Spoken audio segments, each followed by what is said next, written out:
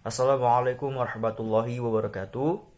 Salam sejahtera bagi kita semua. Semoga kita selalu dalam keadaan sehat walafiat. Yang terhormat kepada Ibu Kori Wahana selaku dosen pengampu manajemen risiko dan teman-teman yang saya banggakan. Izinkan kami dari kelompok 3 ingin mempresentasikan hasil diskusi kami, yaitu Risk Retention dan Risk Finance Transfer. Sebelum kami mempresentasikan hasil diskusi kami, izinkan kami untuk memperkenalkan dulu nama kami.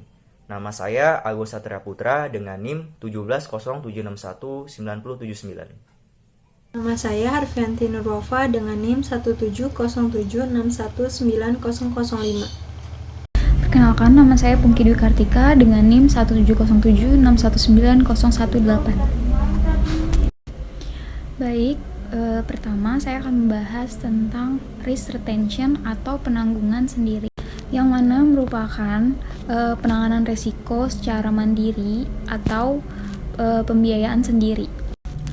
Risk retention ini merupakan salah satu solusi yang dilakukan perusahaan apabila terjadi peril. Risk retention ini bisa bersifat pasif atau tidak direncanakan maupun aktif atau direncanakan. Berikut ini merupakan beberapa pertimbangan perusahaan melakukan retensi.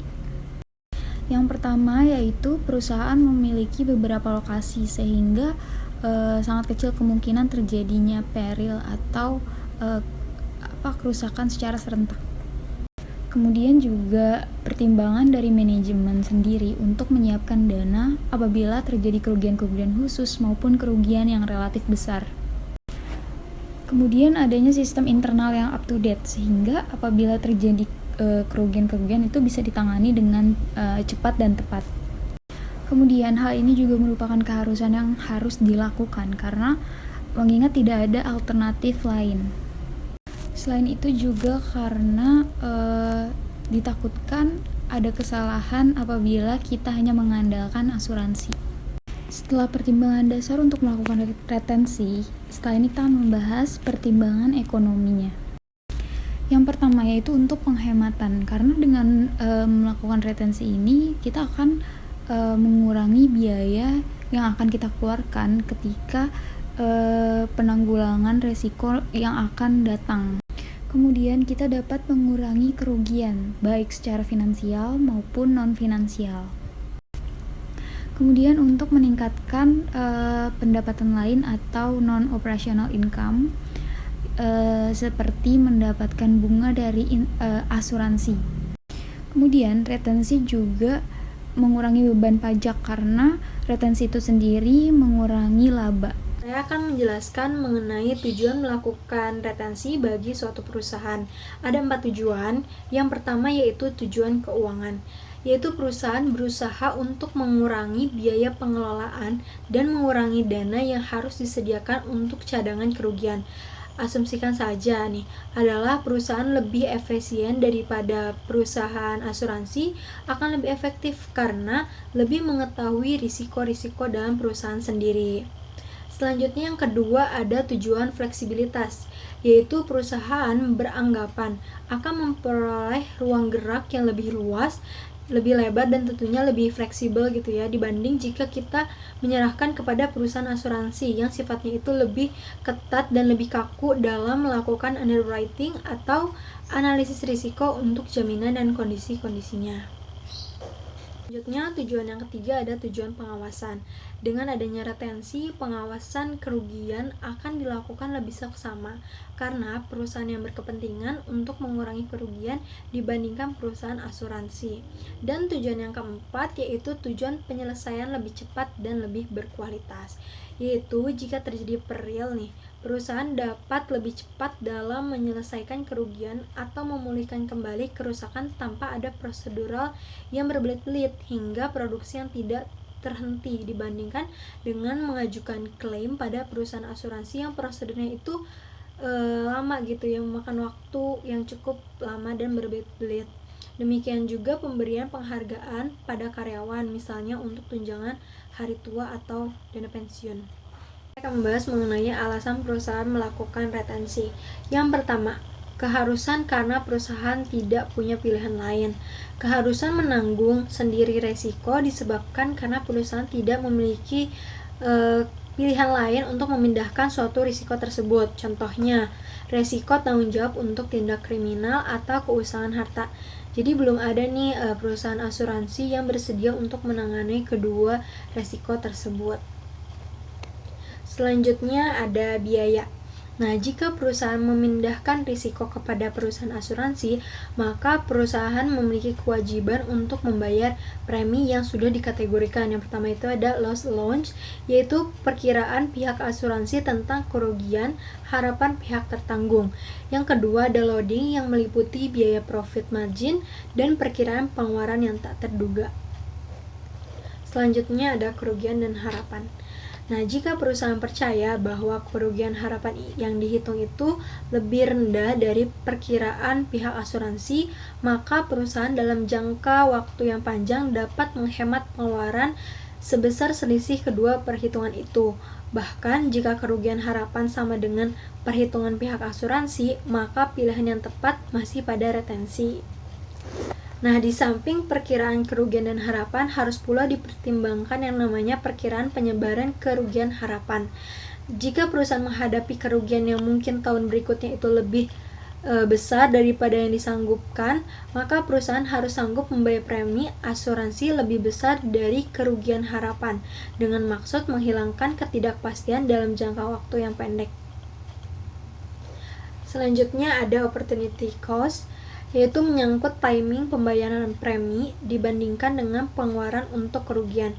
Jika premium akan sama atau lebih kecil dari kerugian dan pengeluaran alternatif, serta jarak dan waktu antara pembayaran premi dan pembayaran kerugian, serta pengeluaran alternatif itu akan memberikan keuntungan lebih besar atas hasil investasi dana cadangan untuk pembayaran kerugian itu, maka perusahaan mungkin lebih memilih retensi. Yang terakhir ada kualitas pertanggungan. Sebagian pengusaha percaya bahwa pelayanan yang disediakan oleh penanggung atau pihak asuransi dapat dilaksanakan lebih baik oleh suatu perusahaan lain atau biro jasa. Nah, pihak asuransi meragukan bahwa perusahaan akan menyelenggarakan servis pertanggungan lebih baik daripada yang disediakan oleh pihak asuransi, karena perusahaan kurang berpengalaman dan kekurangan tenaga profesional. Oke, selanjutnya saya akan membahas mengenai faktor-faktor yang dapat menyulitkan melakukan retensi bagi suatu perusahaan. Nah, di slide sebelumnya ada yang namanya tujuan melakukan retensi. Nah, dari tujuan itu kita dapat mengetahui bahwa retensi itu membuat perusahaan dapat meningkatkan kontrol terhadap kegiatan yang dapat menimbulkan risiko dan mengganggu jalannya usaha perusahaan. Namun, ada juga faktor-faktor yang dapat menyulitkan perusahaan untuk melakukan retensi ini. Yang pertama itu, secara umum perusahaan sulit memenuhi persyaratan untuk perencanaan program retensi. Yang kedua, efisiensi administrasi perusahaan itu tidak seefisien perusahaan asuransi, sehingga tujuan menekan biaya atau pengeluaran itu biasanya tidak tercapai. Selanjutnya, dalam jangka panjang, pendapatan dari dana cadangan atau keuntungan dari retensi tidak dapat menutupi biaya retensi. Selanjutnya, keuntungan pajak yang diharapkan dari melakukan retensi semakin lama semakin kecil, apalagi jika terdapat perubahan aturan perpajakan yang berada di luar kendali perusahaan. Selanjutnya, dapat kehilangan proteksi katastrofik pada tingkat premi yang wajar karena kurangnya pengalaman, pengetahuan, keterampilan, dan keuntungan dari sektor reasuransi. Perusahaan juga akan kehilangan jasa-jasa yang diberikan perusahaan asuransi seperti jasa inspeksi, terus ada jasa penyelidikan, dan lain-lain. Yang selanjutnya adalah kemungkinan perusahaan akan menghadapi masalah hukum, misalnya karena dakwaan pengadilan atas dasar hukum yang digunakan perusahaan dalam menghitung pajak, serta yang lain-lain. Dan yang terakhir adalah bertambahnya beban kerja administratif untuk program retensi tersebut dan kemungkinan mengganggu administratif operasional perusahaan. Nah, dalam kondisi seperti ini sebaiknya perusahaan mendirikan perusahaan asuransi kaptif. Risk financing atau pembiayaan risiko. Risk financing adalah penanggulangan risiko melalui pemindahan risiko dengan pembiayaan. Hal ini menunjukkan perusahaan perlu menyiapkan dana untuk membiayai risiko potensial jika kerugian itu nanti sungguh terjadi. Nah, risk financing ini terbagi menjadi dua. Yang pertama itu ada risk financing transfer, dan yang kedua itu ada risk retention. Terdapat 4 metode dalam risk financing. Yang pertama itu ada risk retention. Dengan metode ini, semua risiko kerugian ditanggung sendiri dan sumber dananya diusahakan oleh perusahaan yang bersangkutan. Yang kedua, ada asuransi sendiri atau captive. Perusahaan asuransi captive adalah anak perusahaan yang sepenuhnya dimiliki oleh perusahaan asuransi yang menyediakan layanan mitigasi risiko untuk perusahaan induknya atau sekelompok perusahaan terkait. Yang ketiga, ada insurance. Jika perusahaan memindahkan risiko pada perusahaan asuransi, maka perusahaan harus membayar premi yang dibagi ke dalam dua bagian. Yang pertama itu ada loss allowance dan yang kedua itu ada loading. Dan yang terakhir ada non-insurance. Nah, pemindahan risiko ini kepada pihak non-asuransi dilakukan melalui kontrak-kontrak bisnis biasa dan melalui kontrak khusus untuk pemindahan risiko. Adapun risk financing transfer dapat dilakukan dengan dua cara. Yang pertama itu ada transfer risiko kepada perusahaan asuransi atau insurance transfer. Nah, jika perusahaan memindahkan risiko kepada perusahaan asuransi, maka perusahaan harus membayar premi yang dibagi ke dalam dua bagian. Yang pertama itu ada low allowance dan yang kedua itu ada loading.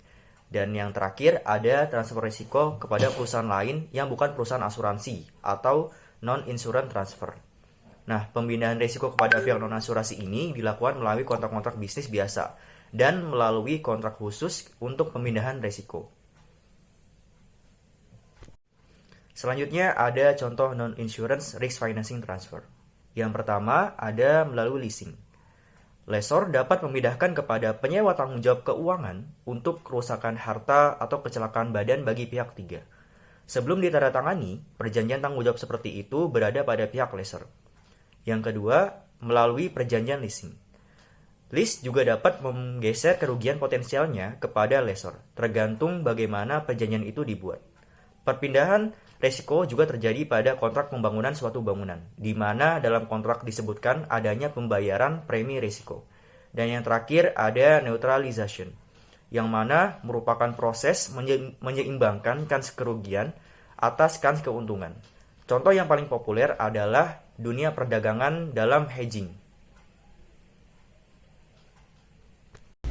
Demikian presentasi dari kelompok kami mengenai risk retention dan risk finance transfer. Kurang lebihnya mohon dimaafkan. Wassalamualaikum warahmatullahi wabarakatuh.